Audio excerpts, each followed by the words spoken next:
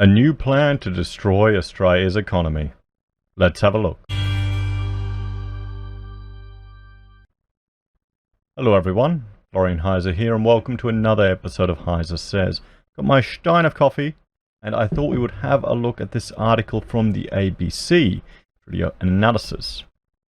Calls for our fossil fuel exports to be counted in our share of global carbon emissions. Now, before we go into this article, let me just jump over to one of my favorite websites, the Observatory of Economic Complexity. And let's have a look at some of our exports. Well, 20% at the time this data was iron ore, 19% was coal, 8.3% was petroleum gas. We had copper ore as well, crude petroleum, lead, aluminium, other minerals. So let's say, what, 28%? Maybe a bit more? If we just look at petroleum gas and coal and crude petroleum, and probably refined petroleum, yeah, we're probably at 30% of the exports of our country are, well, I would say fossil fuels. I'm sure there's more. And what countries are our exports going to? What countries? Probably countries that are, managing their environmental impact. And oh, wait, no, China. They don't have the same rules. They don't have to follow by the same rules as Australia does. Frankly, I think all of these strategies to mitigate carbon emissions should be tied to the complexity of one's economy. Australia is not a very complex economy. We're not very advanced. China is a much more advanced economy than Australia. They're, 33rd in the world, we're 59th. You look at the Harvard studies, we're even worse. I know people are saying Australia could be a world leader in renewable energy because we've got desert. We're not a complex economy, guys. How many of the solar panels, there's a few manufacturers in Australia, but how many are brought in from overseas? How many wind turbines are manufactured here? Let me know in the comments, guys, please. Please. Because another question, another thing we'll bring up just the Australian energy market here. And we'll look at the energy production, the energy output right now on Saturday at 1:30 when I'm recording this. Okay, this is a great website and it just shows you what is producing at the moment. Look at South Australia. See all the X's? Those are all of their wind farms. Look at their production. 7% output, 9% output, 6% output, all in the green. 25, that's doing pretty good. But look, if you were to add up the total energy of all of these areas in the land area that was cleared to build this, the infrastructure to connect all these places up, the roads to build it, the embodied energy in the construction of these facilities, and take that all into account, and then compare it to something like, a fossil fuel plant. Or even the solar plant, that's doing better. But this is the thing. People are heading down this road and they're calling for these ideologically driven decisions that impact on our economy. And this is why our power prices for our industry are so high. And we looked at that when we were looking at the decline in the housing construction sector. And just business confidence, how it was going down, guys. One of the factors, business confidence from the NAB data that just came out, was power. Because it's expensive. It costs a lot to run a business, guys. A lot of people would be shocked at how much power costs for a business. So let's have a look through this article. So Prime Minister Scott Morrison has long suggested Australia can do little to influence the world's changing climate because its emissions make up just 1.3% of the world total. And he is referring to a quote here from Dr. Alan Finkel. Now, if the world was to reduce its carbon emissions by 1.3%, what impact would that make on the climate change in the world? And Finkel's response was that the impact would be virtually nothing. Virtually nothing. This is the argument where people are calling on. Fundamentally, the issue with all of this, regardless of if you're concerned about human change to the environment or not, is that if we hamstring our economy, to virtue signal on a global level, we will be making absolutely no impact. No impact at all. But there is the opportunity cost for lost quality of life, for increased costs of business. And that will flow through to the rest of our civilization. That will put a dent in our Human Development Index score. That will affect the lower parts of our civilization the worst. It'll affect more people with regards to their quality of life than not. And that's not even mentioning the potential for lost innovation that would result from that. So, the imputation by extension is we're too small to make a difference. Well, yes, we are. Such arguments have been made possible in part thanks to the international carbon accounting methodology most commonly used to apportion greenhouse gas emissions to individual countries. Sometimes referred to as territorial-based carbon accounting, this system attributes emissions only to activities that take place within a country's borders, for example, through the combustion of coal for power generation.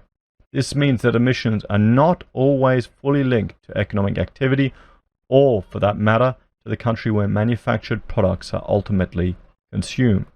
For example, a country might manufacture a car made of steel produced by using imported coking coal and power derived from imported thermal coal. That car may then be sold back to the exporter of the coal. Under international carbon accounting rules, the emissions released to make the car are attributed to the country where it was manufactured. That seems to make perfect sense, because that is actually where the carbon will be released into the atmosphere, wouldn't it? Funny that. By extension, the emissions embedded in Australia's vast export of coal and LNG are not counted in Australia's domestic total under the territorial-based carbon accounting rules. Yes, that makes complete sense, because it's accounted for someone else. You don't want to do double accounting. You don't want to count it twice, or maybe people want to count it twice for political purposes. Because the issue is here, we're dealing with people who are ideologically motivated.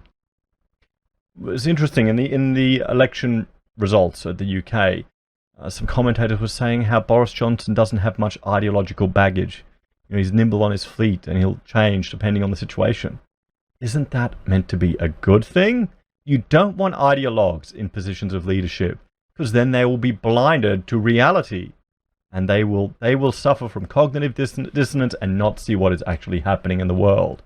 We are seeing that with all the Extinction Rebellion, the children marching in the streets. They're ideologically driven. Ideology is a dangerous thing. Nonetheless, back to the article. There's, however, a growing recognition, including for some fossil fuel exporters, that emissions should be tallied according to a company or country's economic activity. That includes accounting for the emissions embedded in fossil fuel exports. For companies, this exercise is sometimes referred to as Scope 3 analysis. So when Mr. Morrison says Australia is responsible for just 1.3% of the global total, there is a counter-argument that it is gaining traction. Once exports of fossil fuel are included, the total is much greater. But we are not burning the fossil fuel. See, let's just jump here. We will look at another bit of data, guys. Okay? We will jump to, just in case some of you aren't familiar with it, this is the carbon market. This is examples of projects where carbon credits are earned and how they're offset. And I encourage you to go through this and learn about some of these projects, because some of them seem quite strange. Quite strange indeed. Most of them are burning. So they're burning savanna to offset carbon. So that the idea is you burn this savanna in an earlier time of the year than later in the time of the year. So you release the carbon before more growth, and more carbon gets released later in the year. So that difference in the carbon, that's your credit. And then you sell that to people and people buy it. And that's what offsets your flight. And that's what, can be credited against other things. Have a look, guys. Have a look at the website up here. It's marketplace.carbonmarketinstitute.org. And just, let me know in the comments what you think about some of these projects. Maybe even more skeptical about the whole process. Tech entrepreneur and outspoken climate change commentator Mike Cannon-Brookes. I'm worried about anyone who has a hyphened last name. That just warned me of an overly feminist upbringing. Nonetheless, for example, recently claimed in a tweet that Australia's share of the global emissions raises to more than 5% once the emissions embedded in fossil fuel exports are included. The science is clear. Okay. No, it's not. It's not clear. When anyone uses emotive terms like this to kind of justify themselves, he's making a... This is a call to authority for his priestly class. Nonetheless. And they've fact-checked this claim, and they've kind of pulled it apart. So Australia's exports of coal and LNG has boomed in recent years. According to data from the Department of Industry, Innovation and Science in 2016, the latest year for which comparable global emission data is available, Australia exported 391.2 million tonnes of coal, made up of 201.9 million tonnes of thermal coal and 189.2 million tonnes of metallurgical coal. So thermal is used for power, metallurgical is used for steel production. Okay, what's wrong with that? That was more than double the 186.7 million tonnes exported in 2000. Australia's exports of LNG have also boomed, increasing more than fivefold. But what's the point of this whole process? This argument is meaningless because it's already accounted for in other nations that produce it. In other nations. And so if China has exemptions to certain Paris Climate Agreement because they're a developing economy, even though they are a more complex economy than us, we are just shooting ourselves in the foot. We're putting our entire economy at risk for some bloody virtue signaling, guys. Some virtue signaling. I mean, here you go. Here's China. Let's look at their complexity rating. 33rd in the world. Let's look at Australia. 59th in the world.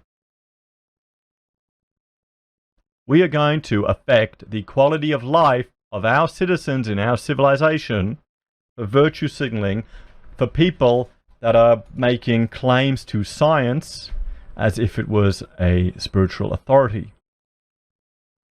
I'm definitely of the camp where I believe a lot of these people are ideologically possessed and you can't reason with them. They can't see both sides of the story and they don't see the implications. And I consider that very dangerous. I consider that very dangerous. So in 2016, Australia exported 45.0 million tonnes of LNG. The latest figure is now much higher, around 75 million tonnes over the year to yes. Okay. I would be more interested if we actually made sure that Australia, rather than worrying about the carbon emissions for all this garbage, could see it's overstated, that we actually received our adequate share of the royalties, remember, because this is all the commonwealth of the civilization under the ground. This isn't the landowners. We do it differently to America. But the royalties are calculated off profits, and we're not getting the advantage of it. If the nation could get the advantage of that, and you could improve the quality of life for people, what do you think will happen to the carbon emissions for the nation? If people could afford better quality food, if they could afford pasture-grown cattle, and eat healthier, have less requirements for medical services, what do you think would happen? But they don't see that. They just want to have more control and more restrictions because they're ideologues. So by our estimate, in Australia, in 2016, Australia's fossil fuel exports, including coal, LNG, crude oil, and liquefied petroleum gas, contained approximately 1,160 million tonnes of greenhouse gas emissions. This is more than double the Australia's domestic emissions of 552. Add the two together, it turns out Australia's emissions made up about 3.6% of the global total. But these are counted somewhere else. You can't double count them. Why is this even a discussion? This is simple mathematics. This is why, see, when I see crap like this put forward, I get the feeling it is done for political purposes entirely. I mean, because this guy, he's acting in a political capacity. He started up a company to suck up to Malcolm and did absolutely nothing with it. So if you restrict the calculation to the combustion of fossil fuels only, as is common with this type of analysis, leaving out sectors such as agriculture and land use from domestic and global totals, Australia's share of global emissions rises to about 4.8%. But the equation should not be this simple, at least not in the fact check's views. If Australia is to be held accountable for its fossil fuel exports, its fossil fuel imports should likewise not be counted in its domestic total. For consistency, the responsibilities should be attributed to the country selling the product. Put another way, if Australia's exported fossil fuels emissions are to be measured against a global total, imported emissions should be taken into account so as to avoid double counting. Yes, that's the whole point. I don't understand why this is even a discussion. It's not going to make any difference in the global assessment. It's not going to make any difference. It's just going to shift the burdens.